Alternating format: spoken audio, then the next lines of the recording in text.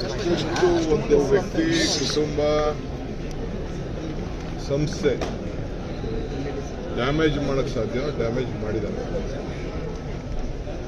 ಈಗ ನಾನು ನನಗೆ ತಿಳಿದಂಥ, ನನಗಿರೋ ಸರ್ಕಾರಿ ಮಾಹಿತಿ ಬಗ್ಗೆ ನಾನು ಮಾತಾಡಲಿಲ್ಲ. ಆ್ಯಸ್ ಎ ಪರ್ಸನಲ್ ನನಗೆ ಗೊತ್ತಿರೋಂಥ ವಿಚಾರ, ಧರ್ಮಸ್ಥಳದಲ್ಲಿ ಏನು ನಡೀತಾ ಇದೆ, ಅವರ ಯಾವ ಸಂಪ್ರದಾಯದಲ್ಲಿ ಬೆಳೆದಿದ್ದಾರೆ, ಅವರ ಪದ್ಧತಿ ಏನು, ಇದೆಲ್ಲ ನಾನು ನಮ್ಮದೇ ಆದಂಥ ಅನೇಕ ಅನುಭವದಿಂದ ನಾನು ಮಾತಾಡಿದ್ದೀನಿ. ಏಕೆಂದರೆ ಅವರ ವ್ಯಕ್ತಿತ್ವನೇ ಬೇರೆ. ಸೊ ಆ ಸಂಸ್ಥೆಗೆ ಡ್ಯಾಮೇಜ್ ಆಗ್ತಾ ಇರುತ್ತಲ್ಲ ಅನ್ನೋದು ನಮಗೆ ಭಾಳ.